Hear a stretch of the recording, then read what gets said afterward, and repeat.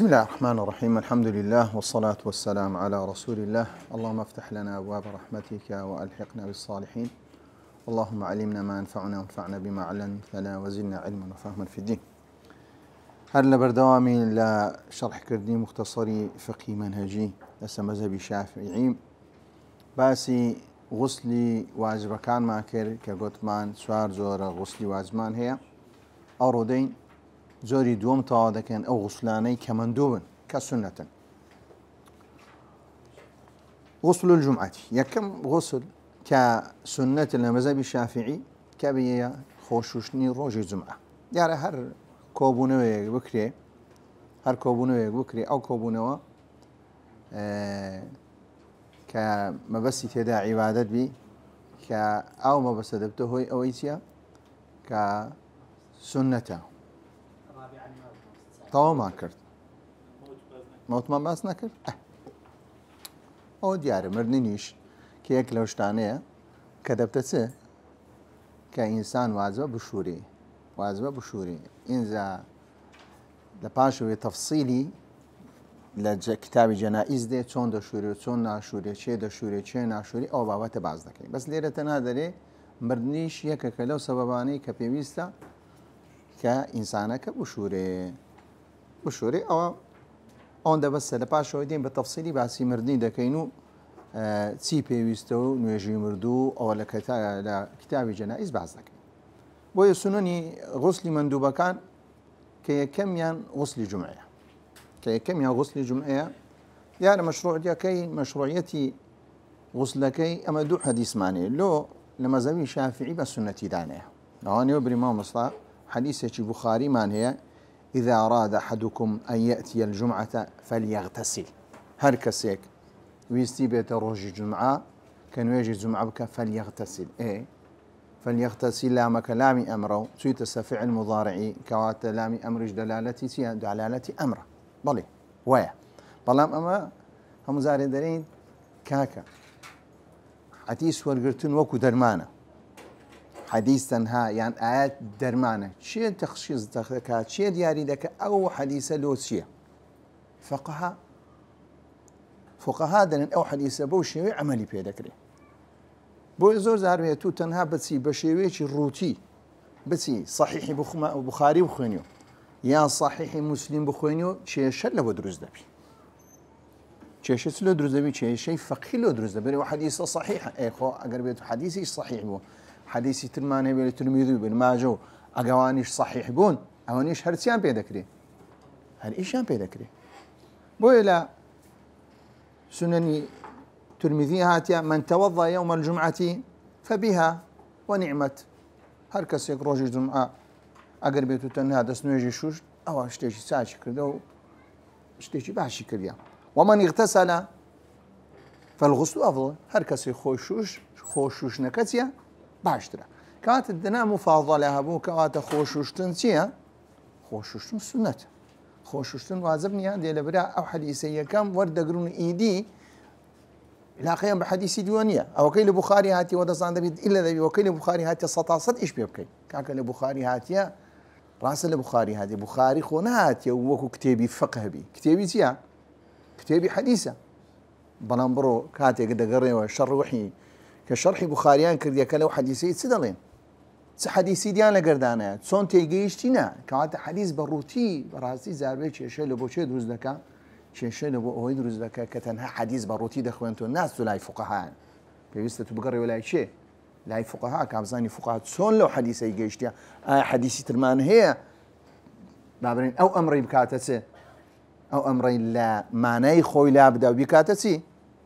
بكات السنه كتونك بقي قاعده شيء اصولي كل امر نسيا للوجوب هم امرك لبوسيا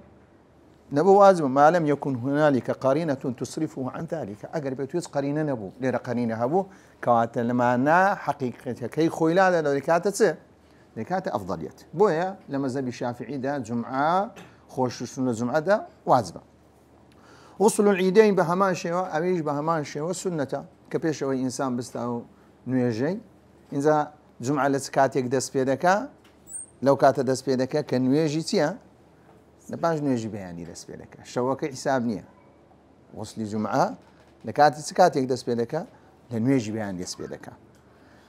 غسل العيدين بهما شيوا كان يغتسل يوم الفطر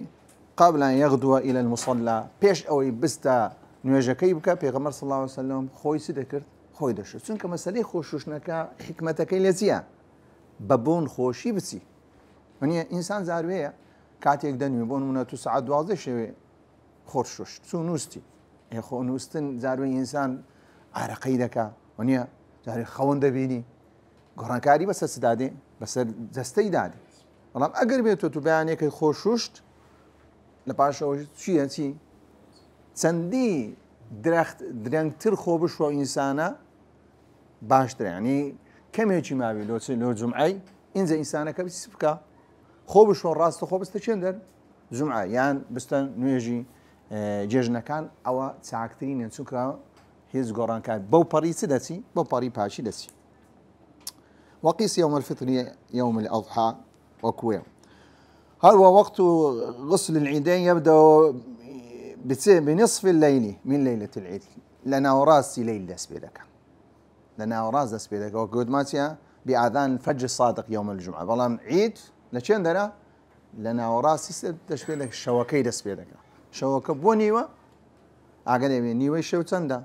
بدوازة ساعات حسابناك إلى مغربي تاكل تشندي حساب لكي تانويج بيانية نقبل تاكل روش هالدي تانويج بيان ديكي بارسا ديكي هون دبابرين بهور دكان يستاك بون مونة يستاك نزيكي سن ساعتا تولا حفتي حساب كهتا سن برين سيونيو سن دكا ها ايش ساعة هاش ساعة نيب كدو بارسا سارو باش سارو تساريك سار ساعات تساريك روج لنويجا كيسي اگر بيدو ابن سبني جيجنبا سارو تساريك روج بلا باش اوي دتواني سليبكي دتواني خود بشوي لبوتسي لبونويجي جيجان. غسل الكسوفين بهمان شوا ككسوفي شمس يعني خسوفي قمر دبي كنويجا كي لبو دكري او نويجي كاتيك لبو دكري بهمان شوا سنة انسان سيبكا خوب شوا. وغسل الاستسقاء هروا كاتيك نويجا بارانيج دكري انسان بيش او بسي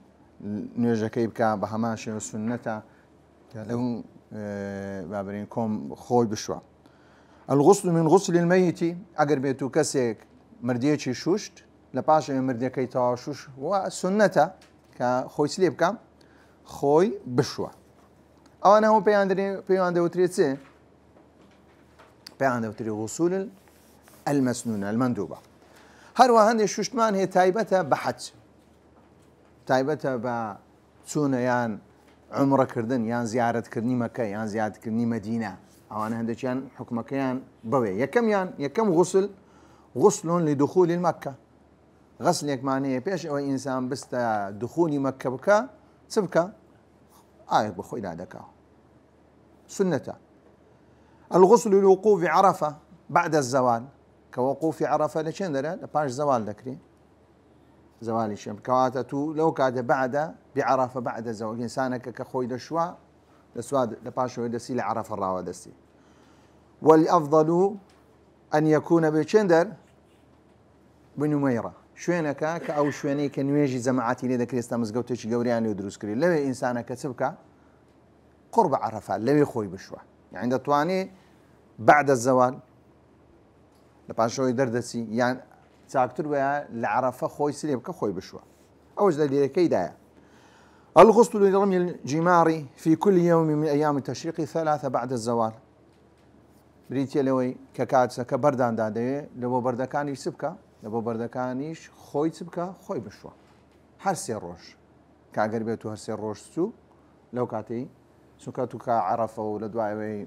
نتي مزدلفه ولا دواي دسي اوي بيرناغي خود بشوا بلام روجي سي دوم وسيم وتسارم اگر بيتو تسارم اشتاكر كاتي انسانك تنها ايش كيس دبي رمي الجماره هي تنامين اذ كارو كردوي حزينامين لو زياتر كدومو سيم روج جيجنكي قاوا شكر بيش اوي رمي جمار بكا بردكان با سنة تسبكا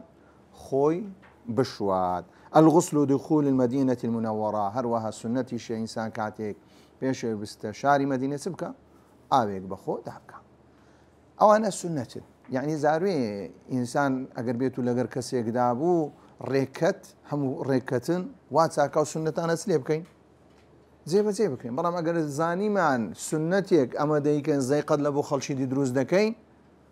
سنەتەکەی چ لێ دەکەین سنەتەکەی ناکەین چونکە چی لێ دەکەین حرەجی ناخۆشی لە بۆ کەسێک دروست دەکەین لەوانەیە وەختەکە بتە شەو یان شتێکی دی بەسەدای بەڵام هەتا پێمان بکرێن ئەو سنەتانە چ لێ بکەین ئەو سنەتانە کاتێک ئینسان دەستە حەج یان دەستە عومرە چی لێ بکە دەستە عومرە جێبەجێ بکە خاستن دخولی مەکە و دخولی مەدینە کە پەیوەندی بە عومرەش هەیە پەیوەندی بە چیە پەیوەندی بە حەجیشدا هەیە كيفيته چۆن ئینسان خۆی دەشوە كيفية الغسل دووشتمان هەیە كيفية الغسل الواجبة چ شتێک واجبە لە خۆشوشتن چ شتێکی سنەتە یەکەم جار بە واجبەکەی دەست پێکردیە دووشتە لە واجبدا النية عند بدء الغسل هەر نیەتی هەبی لە کاتێک ئەو کەسە لاشەی خۆی دەشوە تەواو لەبەرسەوە حەدیثێکمان هەیە ئینەمە الأعمال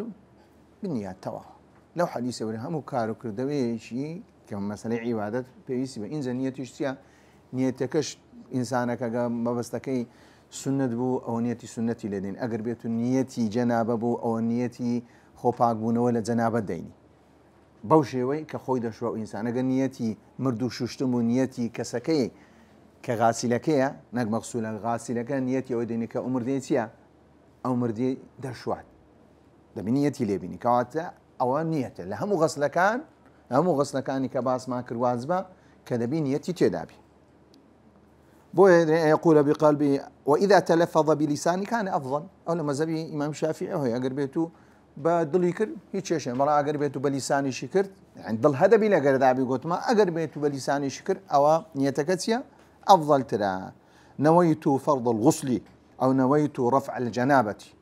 دريك أو غسلي تيا غسلي واجبة فرضة برتيا لبرويان ولادي يعني نفاس يعني حيضة يعني كسكتي عن جنابتي ليا يا مردكي لشوا أو كواتا أجر بدي نيتي رفع جنابتي لخود دردكا أو إنسان دروستا يعني نيتي هي خود شوم بأوي نيجوا خو حلالكم أو أشهر بها ما شيء كدروستا وشيء شيء تدانيا والثاني كأوشتي واجبة لخوشوشتن غسل جميع ظاهر الجسم بالماء بيميزتا أو جسمي إنساني عندما كان إنسان همو ظاهركي همو چی پێبگاتن ئای پێ بکە هیچ شوێنێک بەجێنێنی لە چ لە پێستی چ لە مووی چ بن موەکانیشی دەبی ئاوەکەی چییە ئاوی چییە ئاوی پێ بکە ئاوی پێ بگەی لە ئافرەت کە کاتێک کە لە بابەتی جەنابە کە خۆی ئاو دەردەکە وەکو عایشە ڕەزا و ڕەحمەتی خوای لێ بێدەری ئەمن کەسیەکانی خۆمان چییە ناکردەوە ینی تەنها بریتە لەوەی کە هەوڵ لە ئاوەکەی بگاتە سەری ئاوەکەی مع ئیصال الماء إلى باطن الشعر وأصوله بەبێ هەوڵدا ئاو بگاتە چێ باطن الشعر کە بریتە ڕێگە کە ئەو شوێنەی کە مووی لێ دەردەچێ و ئوسولی بریتە کە بووەکە کە هەموو چبی تەڕبی ئەوەش پێغەمبەر صلی الله عليه وسلم کاتێک ئاوی بە خۆدا دەکرد و لە پاشەوەی بە هەموو جسمی خۆی چ لێ دەکرد على سائر جسده هەموو جسمەکەی خۆی دەگرتەوە أروى لمسلم شاتيا كهر كسيك موضع شعرة من جنابة لم يصبها الماء فعل الله بها كذا وكذا من النار يعني زي مسألة جنابة ده بيزور إنسان آقاي لبي كموكان ريشة قورانيا برسكا زونيا خاصة بياو جن قوتمان إي مسألة كزي جدايا أو دبي ئاوەکەیتە بە مۆکانی هەموو بگاتە سێ بگاتە ژێر مۆکانیش ئەوە ئینجا کەسەکەت بە چ شێوێک خۆی وەلێ کرد کە ئاوەکە بکاتە جەسمی لە بنپێی دەست پێ کرد لەولایە دەست پێ کرد لەولایە دەست پێ کرد بە ڕەشاشی خۆی شوش خۆی لە ناو ئاوێنە باش ئەوانە هەمووی وازباتی چییە نیەتی هینا و خۆی لە ناو حوزێکی ئاوینە کە لە ناو خۆی حوزی ئاوینە چی ئاوەکەم دەکاتە دەستەیانە دەکاتە دەستێک کەواتە وازباتەکەی کریانە وازباتەکەی کرد کەواتە خۆی شوشتیانە خۆی شوشت کێشەی تێدانی ئەگەر سنەتیش بی بە هەمان شێوە ئەو زۆرەش شوشنەش هەر بە شوشتنی چ دادەنێ هەر شوشتنی سنە دادەنێ چونکە ئەمە دەرێن وازباتی غوسل إنزا كغسلك توازب بي سنة بيتي هي باش تقدر غسل دبي أو واجباتاني تدابي قلت مع النية وإيصال الماء إلى جميع البدن أو دو واجبي تدا إنزا بتشيك إنسانك أو دقين تدسمي خوي هيك شيء تدانية كيفية المسنونة أدي باش أقدر بيتو بمعنى كسي خو بشوا بشويش سنة يانا لسه سنة بيغمر صلى الله عليه وسلم بوشي كبيغمر صلى الله عليه وسلم خوي شوشتيا يكمشت يغسل يده خارج إناء الماء يكمشت سدكا دستكاني خوي دشوا ونمنا تشتيك يا كسك آي بركريا ناتي دستخلنا كيروني بيمستي كم زاد دستكاني خوي سليبكا دستكاني خوي بشوا ثم يغسل بيساره لباشا بدست تسبي سدكا عورتي خوي سدكا دامني خوي أو إنسانة بعندك أتوا لو بيساهي كبير ما بس سدكا كجريمان غسلك غسلي زبو زنابه أو مني كالستر دسميتي لا يدبا أقرب يتو بيش ونساو بيمست ليب كاتو لباشوي دوم يتوضا وضوءا كاملا لباشوي دسنويا جيك دشوا يشدان هي زينة شوشتيا تنها عورتي خوي شوشتيو باتشي كرتولو بيساي كبيو راستو خلا دوي سدكا دسنويا جيك دشوا دسنويا جيك كامل إنزا بيكي بشوان نشوا دتواني بيكاني خوي هردوك تاخير بكلكاتي غسلكي خوي طواك إنزا بيكاني بشوا دشتواني هلقر أو دسنويا جيك سبكا بيكاني شيتيا بيكاني بشوا دسنويا جيك شيتيا دسنويا جيك كاملة هشتان غسلي شي نكرني بلام سيكر دسنويا جيك شيتي هو دسنويا جيك زنابة علاقي بويداني بري والله كاك استا كسكا دتواني بو دسنويا جيك نويش بكا نخير أو بيدرين سي دسنويا جيك بيوندي بخودي تي سنة لتي أو دسنويا جيك سنة بيوندي بتي هي بيوندي بتزنابة فيها لباشوي تنكا يخلل شعر رأسه بماء لباشوي كدس لسرو برتي خوي بأو تاكو أو كبقاتة ريكاني برتكي خوي ثم يغسل رأسه ثلاثة لدواء برتي خوي تدكا سيزار دشوا إنزا سيزار بصابون دشوا دواء آي بيدا دكا يام بس آي بيدا دكا وسيزار هر هودو شانسيا مع علاقة ما بتسيها غسل قد مانسيا غسل عبارة لوي كآي بسدا بسي بروا أو هيك يعني يستعون بسير ذاكر أو هيك أو بس ذاكر ديسان روج أو دو أو بس ذاكر ديسان أو كروج كواتا وتسمبو سي كواتا قربيتو سي مشتاق بسري خوي دابكا يعني سي بابرين سي بيدلين زعما أو بخوي دابكا كي زعما نكلا زاروية هيش أو كنا هايش تخواري كابرا ديسان بس ذاكاتو أو كده يبيت سي بيت خواري إن زعما شدي بيدا ذاك إن زعما شدي بيدا ذاك أو بيدلين سي غسل إذا صابوني تدا نيجا صابوني تدا صابونة كي تليب كي صابونة كي لابي كلادا أو غسلة كصابونة كلاتسو أو غسلي سنما غسلية كما يغسل شقه الأيمن ثم أيسر لباش أوي كسري خوي طواو إنزل لاي راست لاي خور لاي راستي خوي تيا حمو باشا لباش أوي لاي راستي خوي لباش أوي لاي تسبي خوي وكو بيغمر صلى الله عليه وسلم كرديتي ديشوا لباشوي دسمي خوي سلي دكا داز بدسمي خوي داديني أوش تيا داز بدسمتيا سنة آية لوازبة وتما بس كابرة آية بدسمي كتيا وصل كيت لي دبي طبعا والله للسنة كإنسان سليبكا سكوا أو كنا إنسان زاروية تنها بآوة كتيا طبعا نابنو دستش بيدا ديني بهمود اسمي خوي تيا بهمود اسمي خوي أول شيء كلا سنة كان بيغمبر صلى الله عليه وسلم سنك هذا الشام بواز بيان دعنايا وكو مذهبي شيء مذهبي إمام مالك كدلكاتي جنابه دا بيويست إنسان سبكا بيويست دز حتى لكاتي نويجي دا دس نويجي دا هذا الشام بواز بيان دعنايا كإنسان دا بيسليبكا تنها أوني زوجار كابرة أو هاكاتي ونيا هيت حرف دستي خود بدانايني بيكانش راسي خود داتا بريو والسلام عليكم لو خروج لخلاف كي إنسان ما باشا دستكاني خوش بس دابنيني أعضاء كاني خوي دابني لدسنوي جهور دوكا يعني لو خروج لبو خلاف يتعهد معاطفه بالغسل زۆر جارە ئینسان چی هەیە ئەگەر بێت و قەڵەبی چی هەیە ورجێ ورگەکان چی لێ دێ دەکەونە سەر یەک ویانە ئەو يتعهد معاطفه ئەو شوێنانێک کە پێسا و پێستن و ئاوی ناگاتێ پێویستە بەدوام بکەوی ئەو جیانە بین تۆ بچی ئاویان چییە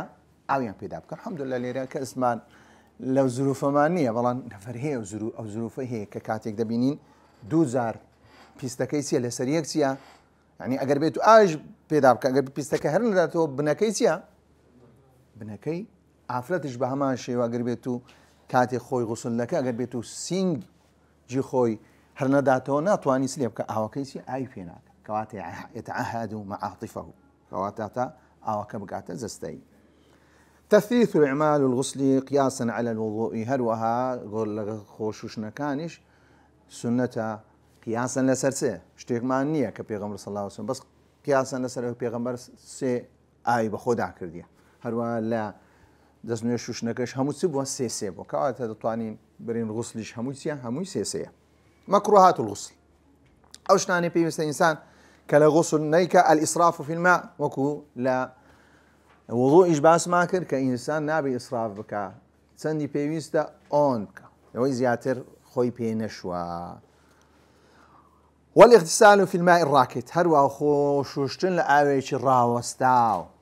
کە ئەوەش مەکروهاتە یعنی ئەگەر بێت و ئاوەکە ڕاوەستاوە کەسێک زەنابەتی لێبوو لە مەذهەبی ئیمام شافعی چییە مەکروهە بەڵام لە مەذهەبی زاهیری حرامە چونکە لا يغتسل أحدكم في الماء الدائم وهو جنب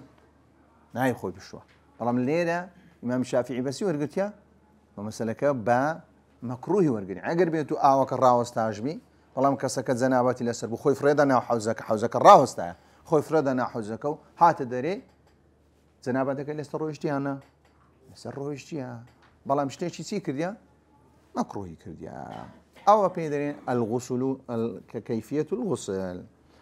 دەینە سەر بابەتێکی تر التەیەمم وەکو ئەوەی کە باسی وضوءمان کرد لە پاشەوە دەینە تەیەمم بەدیلی چییە بەدیلی وضوء هەروە بەدیلی غسلیشە بەدیلی هەردووچیانە لە کاتی چ لە کاتێک التەیەمم في اللغة القصد کاتێک دەیە تەیەمم يعني قصد مەبەستیتی بەڵام تەیەمم في الشرع إيصال تراب طهور لوجه واليدين بنية کە دەرێن التەیەمم بریتە لەوە گەیاندنی چێ توراب غوبار نا ها تۆز نا دەبی چ بی بی زەوی بی من بەس زۆر زار ئێمە بەس دەرین زۆر زارێت تو دەرێ دەستیە شوێنێکدا جێتایی سیارە ئەگەر بێت و ئەو کەسانی لە گوندی زۆر سیاری پێ بچی زۆر سیار پێ ئاخیرەکەی دەبینی یەک چینە تۆستیە ئەوە تۆزە ئەوە توراب نامینێ توراب دەبی چ بی بگێ سەر شتێکی چێ ڕقایەتی هەبی خۆڵبی نابی تۆزبی تۆزەکەی خۆڵ یعنی ئەو تۆزەی کە بەکاردین غوبارە ئەو خۆڵە کە خۆڵ ئێستا کەمە دەزانین بەسمان خۆڵ کە دەبین و دەری خۆڵە ئەوە دەری کاکە ئەو چییە ئەوە تۆزەکەیتی لێرە دەی تورابەکە بچێ خۆڵەکەیتی کە بریتە ها تۆز نابی لە مەذهەبی شافعی تۆز بە هیچ شێوەیەک نابی ئەو کەسانی دەچن بۆ لای کاکە ئەو تۆزی لەسەرەوە ئەوە نازانم ئەوە بالیفە و نازانم ئەوە چیە لاغوبار ئەو شتە نییە دەبی خۆڵبی خۆڵەکە تۆزەکەی بەچە هەردەگری خۆڵ هەر تۆزی خۆڵەکەی هەردەگری نەک تۆزبی تۆزەکە ئێستاکە باز دەکەین دلیل مەشروعیەتی الکتاب والسنە کە کاتێک دەێن تەیەمم دروستە کە کتاب والسنە هەیە وەکو دیارە کە ئەوانە ناخوێنمە لەبەرەوەی ڕوون و ئاشکرانە و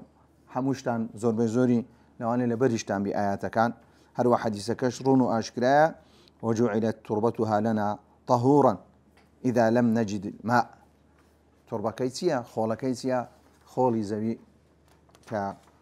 پاکە ئەسباب التەیەمم ئەو ئەسبابانەی کە دەبتەوە ئەو هۆکارانی دەبتەوە ئەوەی ئینسان تەیەمم بکە ئەو هۆیانە هەبوو ئینسان تەیەمم دەکە ئەو هۆیانە نەبوو تەیەمم ناکە زۆر زاروێ ئاگادار بن مەذهەبی ئیمام شافعی زاروێ پەیوەندی بە سەفەری بەستی تۆ نەبوونی ئاو پەیوەندی بە چی هەیە بە سەفەر هەیە نەک ئەمن ئێستاکە لە ناو شاریمە گریمان ئاو بنەمە لە ماری ئەو کەسانی دەچن بۆ لای کاکە ئەو تۆزەکەیتی لێرە دەی تورابەکە بچێ خۆڵەکەی هەردەگری نەک تۆز بی تۆزەکەی خۆڵەکەی هەردەگری بسم سبكم لبرنبوني أو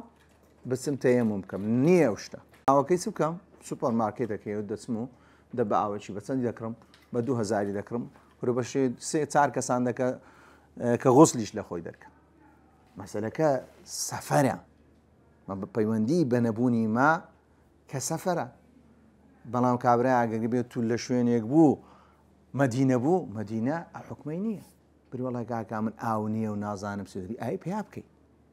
هواي بعض ذكاء فإن لم تجدوا ماء هو بيوندي حكمك حكم زيا حكم مسافرة إن زاجر بابتي مريض يتسري بابتي سرماد يتسري أو بابته دتواني لسفريش بكاربيني لسن لشيش بكاربيني لحضريش بكاربيني كسكا لشويني تشيديش بو لزيك بو آويش بو لماري خوش بو بو بلا من خوش بو يعني قريبتو آوكي بكارينا كآوي قرمنا بو آوي سار بو لو كاتي حكمك زودا يعني تواني قرمك يكم ينفقد الماء حسا كأن كان في سفر ولم يجد ماء أقربيتو كسكا مسافر ولم يجد ماء أو فقده شرعا سنك دو حس دري فقده حسا أو فقده شرعا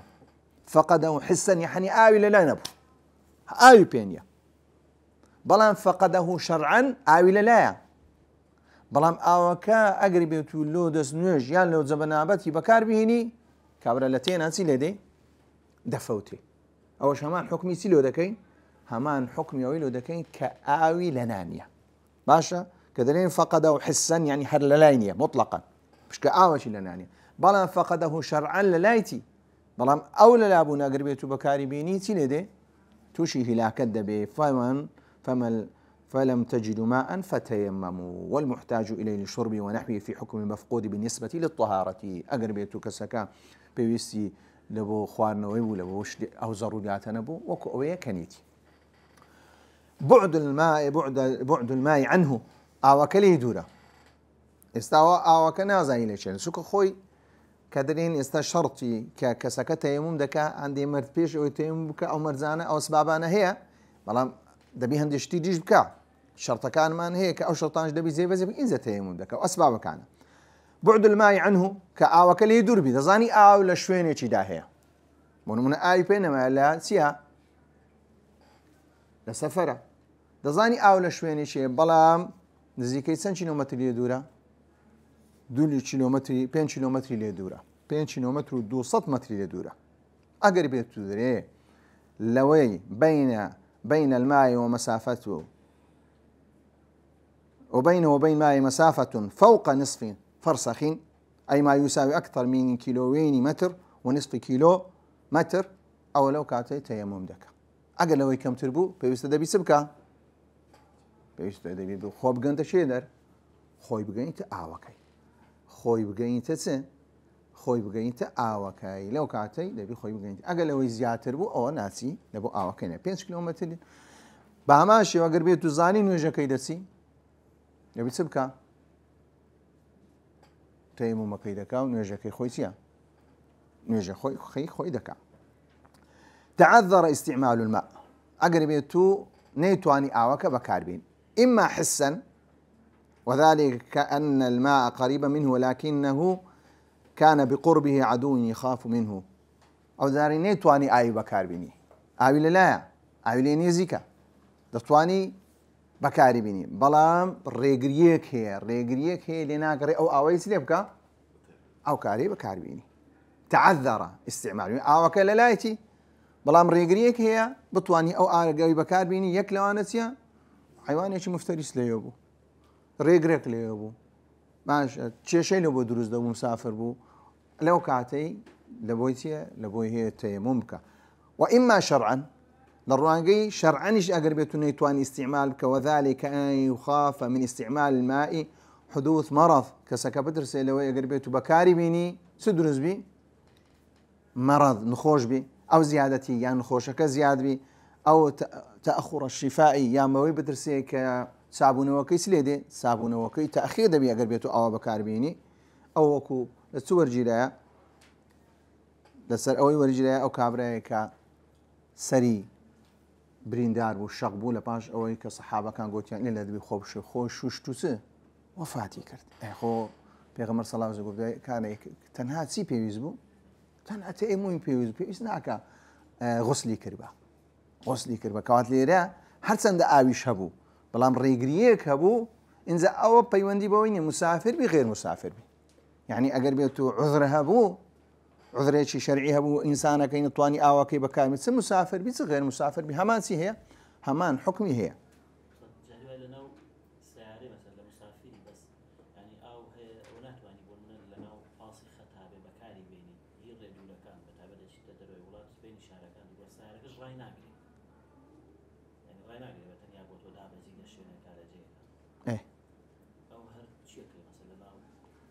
أصلا يعني باش دەست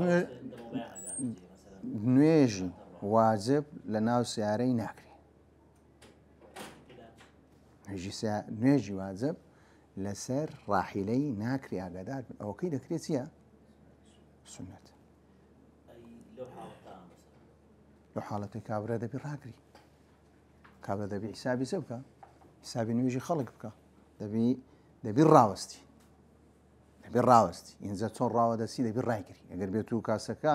هەر لە بیدای سواری و سیارە دەبکا کە لە نوێژەکان پێویستە مساعدەمان بکەین ڕابگری ئەگەر نا لەگەرت نایی تەواو خلاص تو ئیتیفاقی لەگەر دەکەی کابراش دەبی بەبێ ئیتیفاق سەفەر مەکە بەبێ ئیتیفاق سەفەر مەکە بەڵام کە دەزانی نوێژەکەت هەندێک جاروێ نوێژەکەت کە تیارێ خۆ تیارە ڕاوەناستی کاکە وەنییە ئەتوو بابرین جێگایەکی دووریشە کاتێک لێرە دەردەچی نوێژی نیوەڕۆی کاتێک دەگەیەوی نوێژی نیوە ڕۆژ بوویتە عەسر لێرە لە بە خۆت نیەتی چی لێ دەینی نیەتی جەمعی لێ دەین و لەگەر نوێژی عەسرەکە چی لێ دەکەی جەمعی دەکەی بری وەڵی کاکە دەرسە نییە دەرچە هەیە دەرچەی شەرعیمان زۆر هەیە لە بۆ ئەو بابەتانە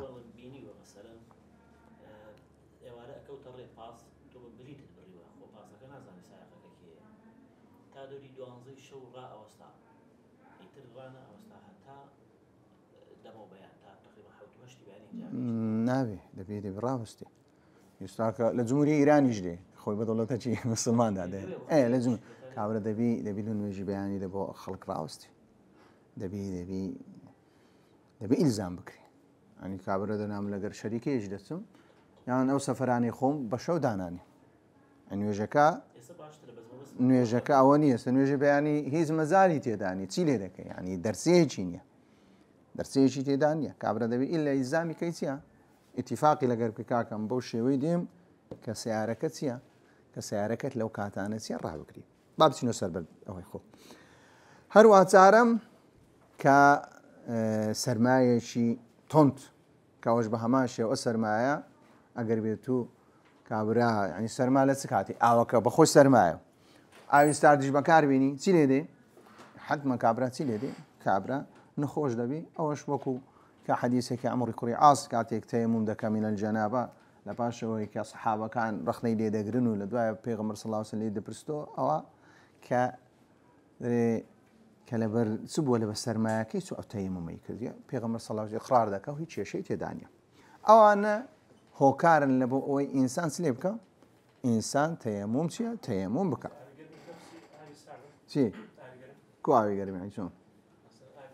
ئاوی گەرم ئاوی تەنشی ڕاوە دەستی سار دەبتەوە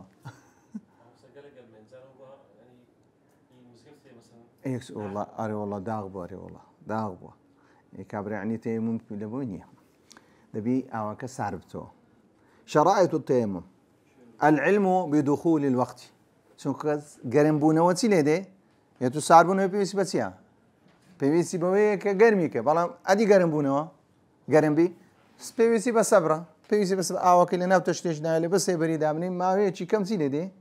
ماوەیەکی کەم ئاوەکە سار دەبتە ئینسانەکە توانی چ لێ بکە توانی دەست نوێژی بێ بشوە توانی دەست نوێژی بێش بەڵام گەرمکردنی ئاوە پێویستی بەسیە پێویستنی بە مستەلزەماتە وەرە ئاویدانی ئاگریدانی چی لێ بکەی شتەکەی گەرمکایی چی شهانيا لكنه يقضي الصلاة في هذه الحالة عند وجود الماء أقربت أوهاتها أخوتي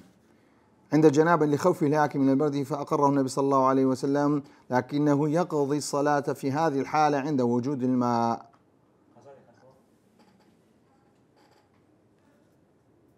لم يقدر على تحسين أو نيتواني بس هو بيغمر أقره على ذلك بيغمر صلى الله عليه وسلم عمري كوري عز دباري نكريتو دباري نكريتو. شرائط التيمم: العلم بدخول الوقت، يا كم يان نابي تيمم بكري إلا دبي دخول وقت، يعني بيش نويج نابي تيمم بكري دبي سبكري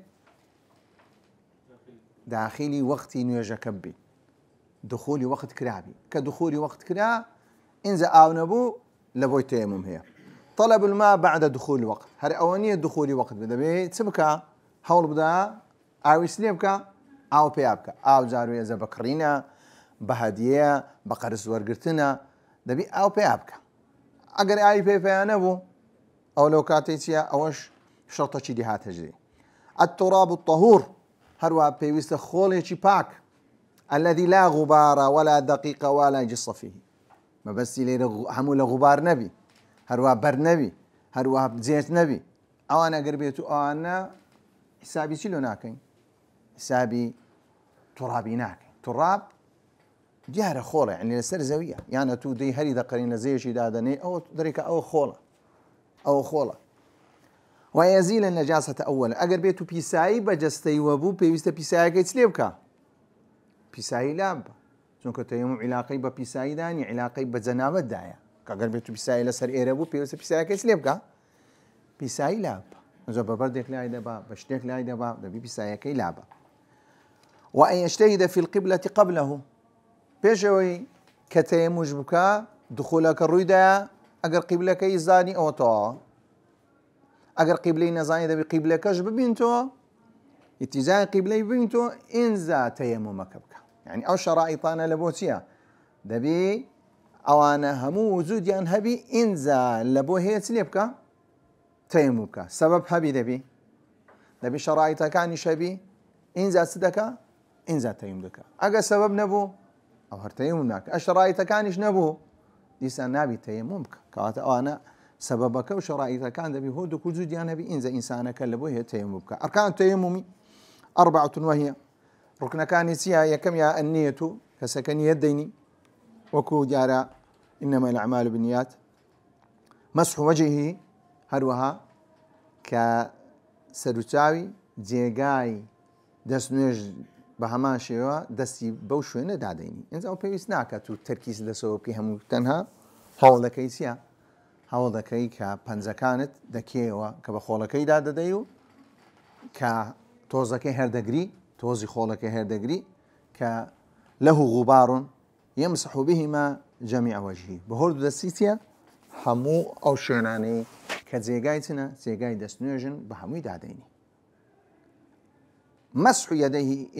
إلى المرفقين مرفقين أو شيء غلط أو الفاء زيادة دستكاني مسح دكاو هتاسه كوتاي شي كوتاي انيشكاني همان سي هي لكن مذهبي الشافعي همان حكمي سي هي همان حكمي دسنوجي هي يعني سرتساو لقد دستكاني شي سي حتى انيشكاني هوردوك انزا بچان دس بيدك او مشكلكني او واجبه الى المرفقين ويمسح بها بيده اليسرى يده اليمنى وبيده اليمنى يده اليسرى وهذا به أوش لسور جراء لحديث يكل ابن عمر ورجراء التيمم ضربتان ضربة لوجه وضربة ليدين إلى المرفقين كالترتيب على هذا الشكل الذي ذكرناه. أول حديث ورجراء كتيمم دو ضربة يكلبو وجه وضربة يشلبو يدين إلى لبو أنشككا والترتيب أو ترتيبي كباس ما كرد بوشي وش أوش بها ماشي وتيا أركان كان تيمم كواتا النية مسح الوجه مسح اليدين إلى المرفقين لباشوي الترتيب على هذا الشكل الذي ذكرناه بوشوي كحاتيا. أنزل حديثي تلمان هي بيغمبر صلى الله عليه وسلم سيكر ديا يقدر ببوا دستا كانوا يقرسي دستو سرتساو دستا كيبوا كي كم زاد أو هو لباشوي بوشوي بلام أو حديث دار خطني إمام الشافعي ئیش پێ دەکە و هەتا چێن دەربوو هەتا ئەنیشکەکانیتی.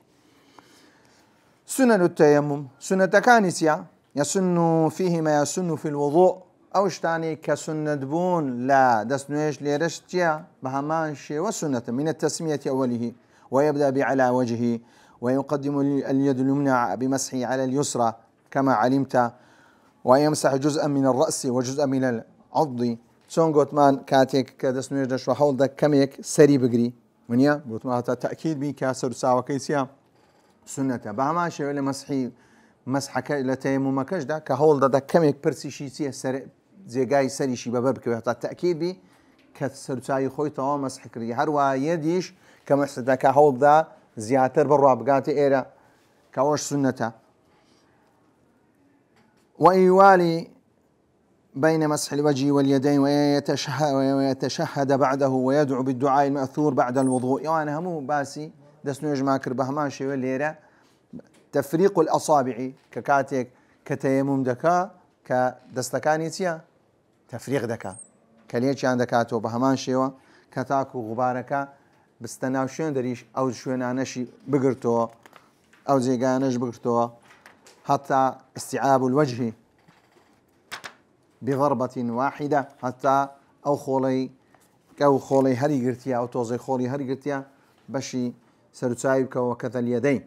تخفيف التراب هروا أو توزي أو خولي هري دقريبا دستي هول دا كم بي زور نبي سرتاوي تلينك هم بتوزنك كالحديث بيغمر صلى الله عليه وسلم كتيلي ذكر أوها يعني أوها كو خولك تلي دكي توزي خولك كم دكا إنسانك سيا تيمم دكا أو أنا بيام دوتراسيا سنتي سبو سنتي كتيمم. من شروطه التيمم بعد دخول الوقت من توفرت فيه أسباب التيمم أو أسباب نهبه ليس له أن يتيمم للصلاة الفريضة إلا بعد دخول وقتها نابي أقربيته أو أسباب نهبه كابرا نخوش بو لبوينية تيممك إلا دبي سر ربدا دخول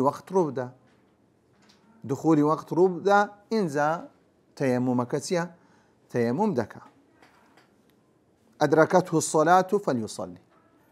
فأيما رجل من أمتي أدركته الصلاة فليصلي هل لو كيدج باسي مسح دكا.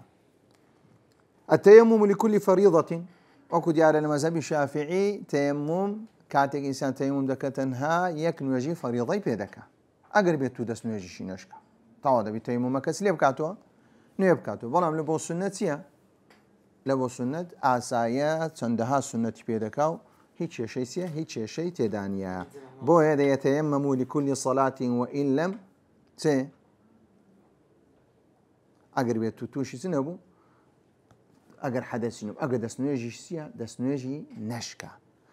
جنابة نابي يك فرضي بيدك. التيمم بدل الغسل فريضة قلت ما جمع فرضي سن فرضة دو فرضة يك فرضي بيدك. التيمم بدل الغسل فريضة تيمم لبدل غسل فريضة واتيا سبع اسمان ذكرت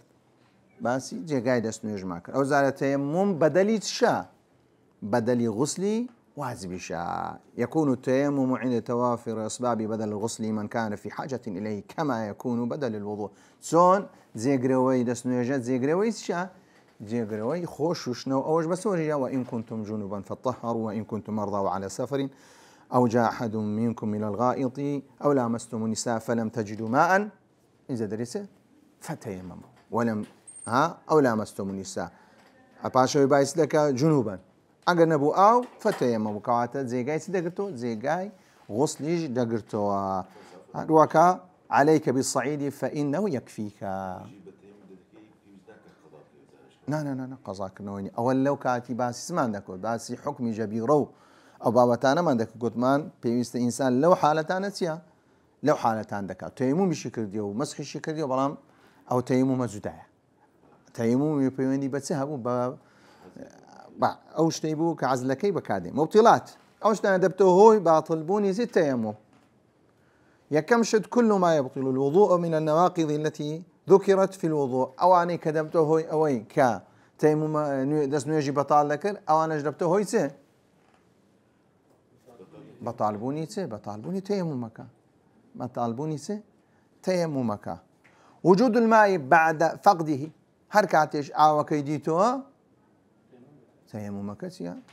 تيممك بطال تيممك يعني أقربت لنا يجبو يعني بيستي تيمم يكردوا لباشا قلتين أو تيمم سيلة بطال دبتو. إن الصعيد الطيب وإن لم يجد الماء 10 سنين فإن وجد الماء فليمسه بشرته فإن ذلك خير لو كاتيد بي أو كبكادني. القدرة على استعمال الماء أو زاري توانين وبرام يستواناي لبوهاتوا كمن كان مريضا فبريئا كسك نخوش بالباشا يتساقبو أو لو كاتي أقر بيتو تيمو مشي كربي تيمو مكشي نشكابي نيوجكش بيني كري ولا تصابو كاكا أي بكار منها هيك شيء تداني في التيمم مكبكا. الردة عن الإسلام والعياذ بالله تعالى كأقر بيتو كسك تيمو يكردو لباشا ومرتد تيممك سليدي تيممك باطل سيا باطل دبي. باب الزيجيش نسي الصلاة وصلى الله على محمد وعلى آله وصحبه أجمعين.